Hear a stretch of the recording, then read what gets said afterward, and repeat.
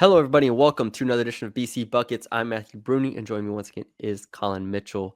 Today, Colin, we have a couple of 6'8", 6'9" forwards, and I'm not going to lie to you, they're pretty different.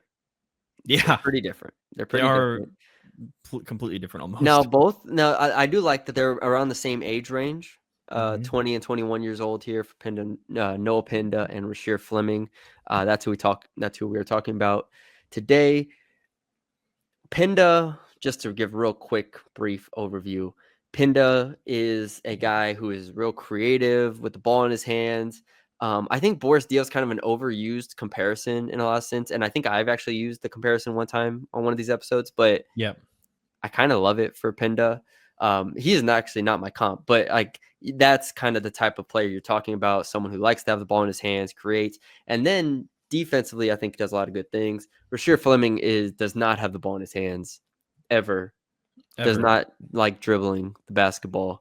Ever. But 39% from three, 67% at the rim in the half court, and also is a very good defender. Much like similar to Penda, playmaking type of guy there that can get blocks and steals. Penda played for Le Mans this past year, and Rasheer Fleming played for St. Joe's. Uh, Penda definitely played in the tougher league.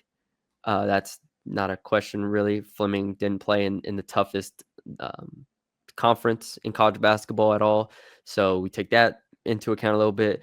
Where are you at? Do you have one significantly higher? I know they're I'm gonna different, but what I'm do you gonna think? have you convince me on which one. I am not. I am just because they are so different and they are close to the same age, and it's always hard, despite European players playing in a grown-up league. It is still hard to translate that to the NBA. I feel like. Yes.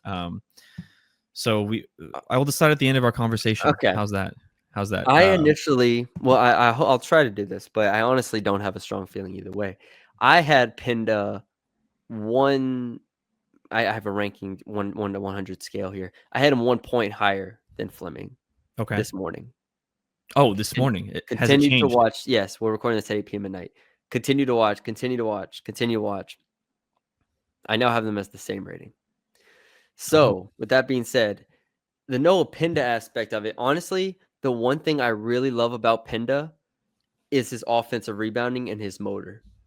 I was really, really excited by that. I think that's something that can translate at an extremely high level because he has really long arms. Yeah. I think he's really smart. He can like tip balls to himself. So I think that is something that I was really, really impressed with. And so that's where I start with him. Then, like I said, the creativity on offense, the passing on offense, like he is a real ball mover, a guy who can get people open and knows where the help's coming from and knows how to attack. So I think he has also really good like offensive role versatility. I could see him as someone that maybe gets like a inverted ball screen, like with a point guard screening for him or something like that, or a post up occasionally, or he can be a finisher at times. I don't think he's a great finisher by any means. That's one of my questions for him. But I think he is able to do different things on offense. So that's kind of where I start with Penda. I buy a lot of the offense. I don't know how high the ceiling is per se, like offensively, but I definitely buy it as like a floor to start with. It's kind of similar to Danny Wolf a little bit. Mm. I Mhm. think we would have done a versus with those two. That would have been really interesting because he is kind of similar in that way. But like I said, I like the motor on him quite a bit. And also he shot 30% from three, 44% from the field, 69% from the free throw line. The he at times would just pull from three. Listen, we're not going to pretend like that shot's going to be really good in the NBA. We're not going to pretend that He has shot's going to be good in the confidence. NBA. I don't. Yeah, but that shot is ridiculously flat. He doesn't elevate. Even on his mid-range jumpers, he doesn't elevate. And when you miss, it's back iron. It's gonna be a long rebound every time because there's no. It's just too flat. So like, yeah, it's working right now, but that shot's gonna get way more contested in the NBA. So I Yeah. don't think that's necessarily a strength or a I have it something as a that. question. I have form. I'm not saying shooting. you don't think it's a question, but I don't think it's something you can look at and be like, okay, yeah, that's gonna like he's gonna every time develop in the NBA to be a 34% 3-point shooter. I don't know if that's a gimme or not, just because that shot I think can be contested too easily. Yeah. On the other side, Rasheer Fleming is an absolute. I don't want to say an absolute sniper. Honestly, don't shoot me. I think the shooting is kind of overrated. Honestly, don't shoot me. I think the shooting's overrated. No, I agree with you. I mean, I think like here's the thing with Rasheer Fleming: shot 31% his first 2 seasons. Yeah. So, and not only that, you already mentioned the competition. I'm not trying to say like he can't be an NBA player because obviously he's in draft conversations for a reason. But you shoot 39% from deep, but all of them are off the catch. All Oh. you're getting assisted on every single one of these threes. So, The like, is the shot? What's the shot diet going to look like in the NBA for him? Obviously, he's not going to like pull up or anything like that. But like, is he going to be open? Is he going to be able to attack closeouts? I'm not sure that's a. We can talk about he's athletic. Not to say he's not athletic, but I don't know if he has the creation or ball handling skills to really do that. Do you know how many off the dribble jumpers he took this year? I Threes think or it's two? 0. I have it at 4 Okay, it was a 4. Okay, all year. He was 0 for 4. He made 0.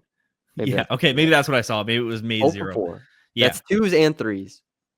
So That so like you get a player like Penda who I don't like a shot at all, but has a lot of feel. And you mentioned like having that feel and that just he can do a lot in the game. Whereas Fleming is a very he's gonna fit.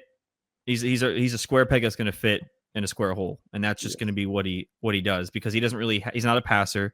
He doesn't have a Yeah. lot of feel for the game. He's a defender. He's long and he can shoot corner threes maybe at the Yeah. next level. We'll talk about the defense here in a bit because I actually think both of them are very good defenders. But like he shot the ball, and the thing is, the shooting percentage I looked it up on Synergy when guarded was not bad. I think it was like 36%. So like, cool. I test watching him get closed out on, and like teams knowing that he wasn't going to put the ball on the ground and just running at him. And while his release is pretty high, I don't know how to describe it, but like It's it's like pretty it's like high. a long path. I think But it's like it's yeah it's getting there. he does a dip and then goes Yeah, up. I didn't feel comfortable watching it. Maybe that's just me being Made your stupid. I skin don't crawl. know. Maybe it's me being stupid, but I didn't feel comfortable watching his release against closeouts. I think the shot will work. Again, it's just I think shot diet's gonna be the problem because if you aren't able to attack closeouts, but like transition threes, he was pretty good, 47% on He can transition shoot the threes. ball. Yeah, I but don't mean to again, make it sound like he can't shoot the ball. He yeah, can. it's just. But I know what you're saying. It's like when he's gonna get the opportunity, is if people are just running at him on closeouts, like is he gonna do the same thing in the NBA? And I don't know. Well, And because for then instance, if you just look at, and I don't have it in front of me anymore, like if you just look at his game log, it is reliant on if he makes threes or not. Like 100%. mhm. Like it is if he had a great game, like he played UAB in the last game of the season, he went 0 of 4 from 3, so he scored 6 points. But then if you go down a little bit to, I don't know, let's just say a Richmond game, scores 23 points because he goes 4 of 8 from 3, and it kind of opens up to the game. Like his confidence kind of relies on that shooting. And again, no offense to the A10, but you should be scoring on the A10 Yeah, no matter if your shot's going in or not. That shouldn't especially be when you're question. 6'9" with a 7'5" wingspan. Yes, 7'5" Yeah, 7'5" wingspan. wingspan. Yeah, and at the rim he's good. 69% at the rim. He Yes. can finish plays. 40 dunks this year. 78% at the rim as a cutter. Like Mhm. those are all good stats. But how does that translate if he, I'll like you say said, he's this. not hitting those threes?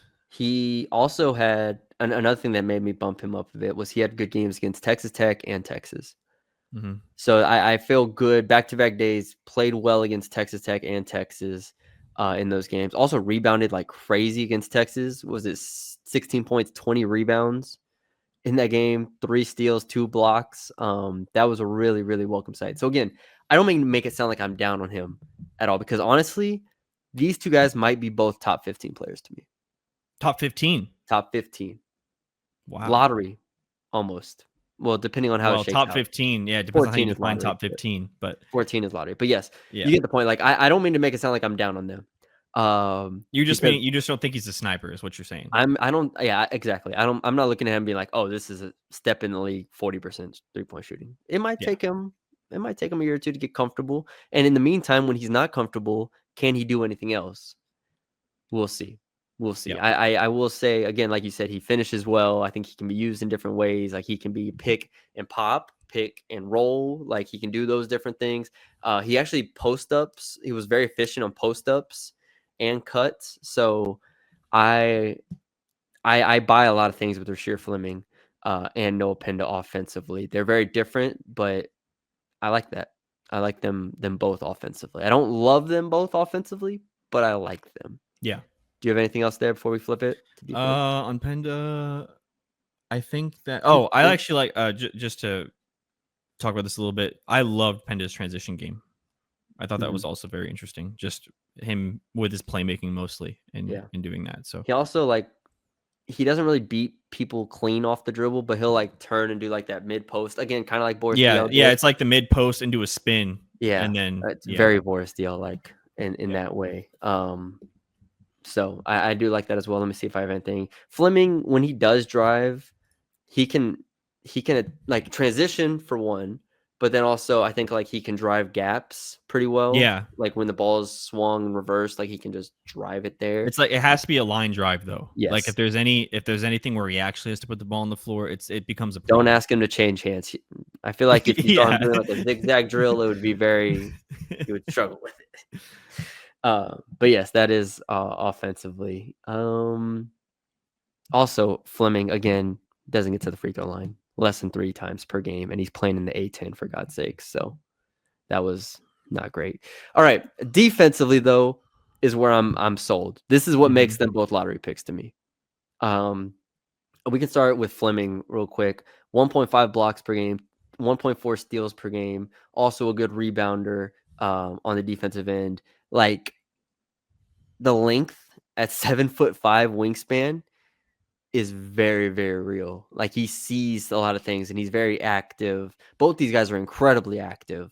Yeah. Fleming is just longer. And I mean, Penda's really long too. Like he plays with his whole Yeah. body, it seems like. So both long playmakers get their hands on a ton of plays. And I just think they're really good disruptors at the 4 position. I like them a lot.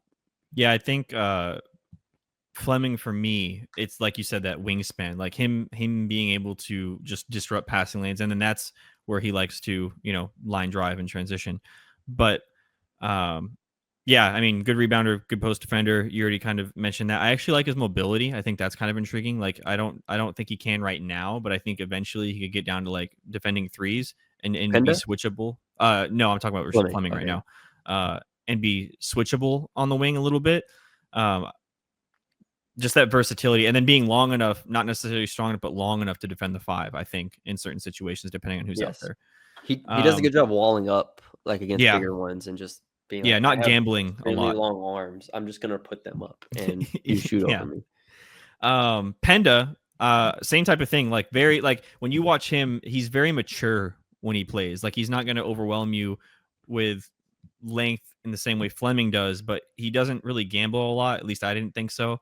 And just again, very cerebral player. There was a lot of time, like there's a lot of highlights where or highlight reel plays where he's like getting chased down blocks in a way, or lets a guy go by and recovery block against the backboard. And you're like, oh, like I did not see that coming. Um, so I like both of them in that sense. I do think for Penda though, foot speed Yeah. because is going to be a little bit of a problem, and I think that he's going to have to play more of the 3 and 4 than 4 and 5, like Fleming. I don't think Penda could play the 3. And, like, this is where the only downside for Penda to me is the perimeter defense Yeah, a bit. I'm curious how it looks like in a ball screen coverage at the NBA level and so on. Like, that's my only question is, like, he did get blown by at times. Like, I think Fleming yeah. has a little bit more upside laterally, I even just though he's not even I great. just think it's because Fleming's longer and is a little more fluid Yeah. with his movement, whereas Penda's more. I mean, he's just like he's filled out, like he's a big guy. Yeah. So I think it's a little bit different. And then just trying to get that foot speed up. But that's not to say that he can't do it. I don't. It's not like I don't believe that he could do it. Um, but I think that's going to be important for him at the next level. Yeah, that's again my only question there, and I don't think I mean, Fleming could play the 5, like in a really small lineup at the NBA. Yeah. Like I'm not saying he could sustain that, but like if you had to get a couple minutes there, like it wouldn't shock me at all if he had to play a center position for a little bit. Penda, I don't know as much. Again, he's not as long as Fleming, Yeah. but both of them very, very smart defenders, good help side, both recover pretty well. So I just think both are top, I don't know, 8 defenders in this class, something like that. If I had to just I'd agree put with a that. number on it, maybe even Yeah. higher. Yeah, I would agree with that. Comps. Comps. I actually like my comps for both of them. All right. We'll do Fleming first. Dorian Finney-Smith is my comp for him. That's a good one. A long Dorian, or I guess bigger Dorian Finney-Smith. I just think they're going to play the same type of role. Dorian doesn't really put the ball on the ground at all. Shoots at the corner 3, defends at a high level. Boom. I think that's a good thing for Fleming. For Penda, I have Nick Batum. Yeah. I think that's where you kind of see the like late career Nick Batum, not before he got injured. Nick Batum. Yeah, I could see that. Fleming, I have 2. I think they're interesting. I have Rui Hachimura first.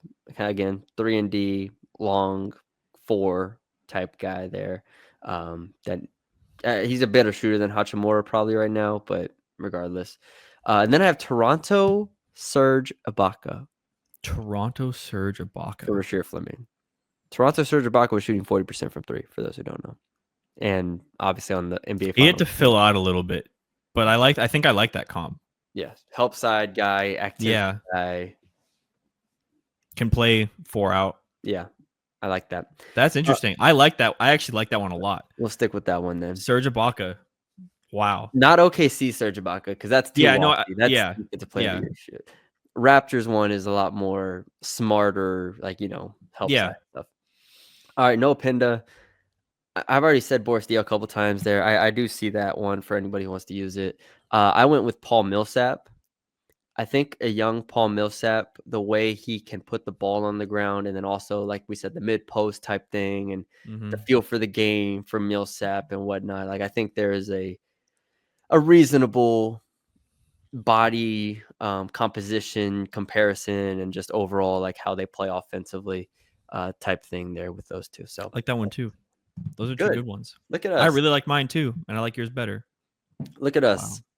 That's all right. I spent like 20 minutes scrolling down B-ball reference to try to find. Sometimes I get tired of like trying to look for a comp, and I'm like, okay, it's hard. Who's like I said with Ben Seraph made me turn it off. I just went. I was like, I don't have one for Ben Seraph. So that's exactly why I put go. Let's see what the Ringer had for him. Ben Seraph is done. I couldn't do one for him, but everybody else, it's the fun part. I enjoy doing that. So, all right. Anything else? Hold on, I'm getting the Ringer's comp for Ben Seraph. Oh God, I probably have it right here. You got Ramon Sessions. Ramon Sessions. Who is Vasiliy Micic? I've never heard of that player in my life. So. Brandon Jennings is not. I see 0 Brandon Jennings in. And Goran Dragic. Goran Dragic is the basic. What? The basic European pick, which I did use for Kasparas Yakajonas, but I like Kasparas as an actual like that than Ben Seraph, obviously. All right. That's all we got for y'all today. Hope y'all enjoyed it. Leave us a like, comment, share, subscribe if you haven't already. Let us know down below who you think did better. Oh, Colin, did you decide? Noah or Rasheer? I was going to go with Penda, but then you gave me the Serge Ibaka comp, and I think I'm going to go with Fleming because I see it. I see the vision. I'm going to stick with Penda. I think I'm going to stick with Penda. It's close, though. It is close. It is close. Like I said, both might be top 15 on my board. So, wow. I love them. All right. Thank y'all for joining us. Let us know what you think down below, and we will talk to y'all later.